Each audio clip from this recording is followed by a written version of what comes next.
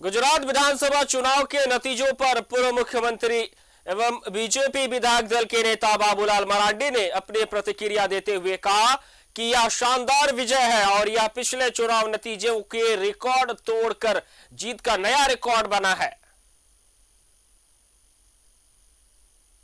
झारखंड और गुजरात जोड़ते नहीं है। झारखंड तो पिछले 3 वर्षों से जो हालत बनी है राज्य में, मैंने तो बार बार कहा है कि भाई राज्य सरकार काम कर नहीं रही है, कमाने में लगी और अब तो धीरे धीरे सब कुछ उजागर हो रहा है। और हमने शुरू से ही कहते रहा कि यहाँ जो पदाधिकारी तो उनको टूल्स की तरह उपयोग कर रहे हैं और उनको भी वसूली में लगा रहे हैं। वो आप बिल्कुल सत्य साबित हो रहा है। झारखंड और गुजरात फतह को लेकर बीजेपी कार्यकर्ताओं में जश्न है। फिलहाल बीजेपी कार्यालय के बाहर हमारे संवाददाता राजेश हमारे साथ जुड़ रहे हैं, वहां पर कार्यकर्ता जश्न मना रहे। जी राजेश, कार्यकर्ताओं में जश्न है, बीजेपी के नेता भी जश्न मना रहे हैं, गुजरात फतह कर ली है।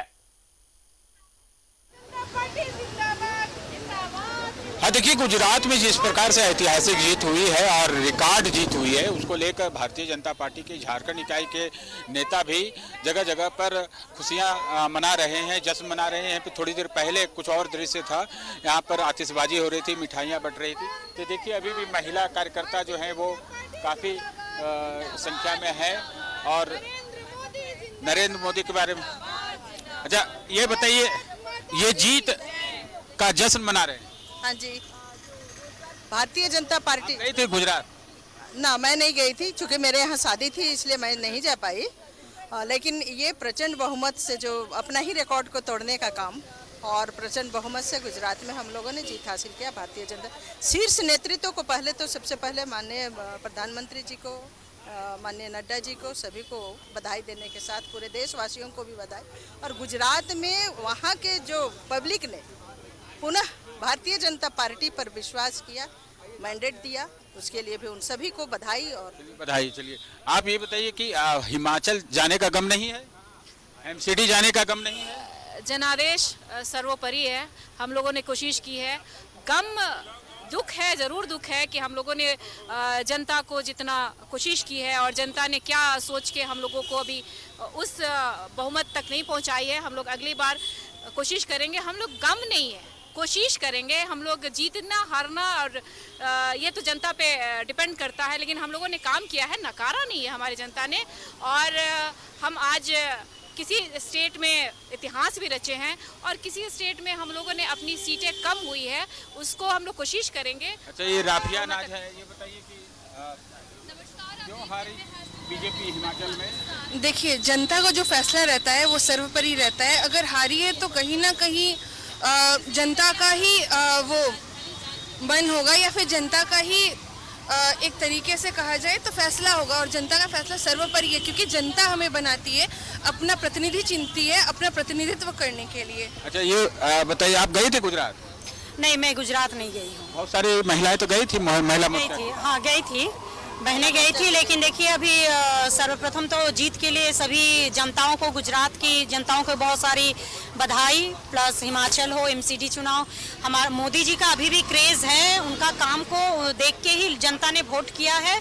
हम लोग हिमाचल में हारे हैं लेकिन वोट प्रतिशत हमारा अच्छा है और आगे और अच्छा रहेगा। ऐसे ही हमारे भारतीय जनता पार्टी सारे राज्यों में भी जीत का मुकाम हासिल करेंगे। परचम हमारी। राष्ट्रीय जी ये बताइए कि जीत का क्या कारण रहा, सिर्फ मोदी जी की या पूरी पार्टी? पूरी पार्टी जो संगठन का एक निचले स्तर तक जो आपने देखा होगा, बूथ तक और पन्ना प्रमुख तक, ये बहुत अच्छा संगठन का वहाँ पे कार्य हुआ। और जो 22 साल का एक रिकॉर्ड, जो खुद ऐतिहासिक रिकॉर्ड तोड़ा बीजेपी ने, और वो एक बहुत बड़ा सुखद, हम कहेंगे कि विकास यात्रा का जो साक्षात नमूना है वो हम लोगों ने आज देखा और उसी का जश्न यहाँ पर। ये बीजेपी की महिलाएं थी, अब पुरुष से बात कर लेते हैं। ये बीजेपी के प्रवक्ता हैं, कैसे जीत सुनिश्चित हुई? ये मोदी जी के चेहरे पर वोट पड़ा या फिर पार्टी के सिंबल पे? देखिए ये तो ऐतिहासिक जीत है, क्योंकि ऑल टाइम हाई रिकॉर्ड है ये, जो किसी ने लक्ष्य प्राप्त नहीं किया वो हम लोगों ने करके दिखाया। और जहाँ तक प्रश्न है कि किसी चेहरे की वजह से जीत मिली। निश्चित रूप से आज नरेंद्र मोदी की वैश्विक पहचान है। भारतीय जनता पार्टी के पास वो है तो हमारे लिए गर्व की बात है। अच्छा, ये बताइए कि 2024 पर इस चुनाव परिणाम का प्रभाव पड़ेगा? देखिए, 2024 से पहले कई राज्यों के चुनाव अभी होने बाकी हैं। उन राज्यों में भी चुनाव होने जा रहे हैं जहां हिंदी पट्टी कही जाती है जिसको, और वहां उत्तर प्रदेश, मध्य प्रदेश, राजस्थान, छत्तीसगढ़ जैसे महत्वपूर्ण राज्यों में चुनाव होने हैं। तो उन राज्यों में भी बहुत कुछ निर्भर करेगा कि हमारा परफॉर्मेंस कैसा होता है। और आने वाले दिनों के लिए तो हम लोगों ने तय कर लिया है कि कितना मेहनत करना है हम सबों को, ताकि 2024 में इस बार जो हम लोगों ने सीटें जीती थी उससे ज्यादा सीटों के साथ हम अपने नेता का हाथ मजबूत करें। अच्छा, झारखंड में तो आप विपक्ष में हैं और कभी-कभी लगता है कि जैसे आप सरकार को क्या असर पड़ सकता है? ऐतिहासिक जीत है और रिकॉर्ड जीत है, और जो बीजेपी के कार्यकर्ता वो लगातार जश्न मना रहे हैं। तमाम जानकारी के लिए धन्यवाद आपका राजेश जी।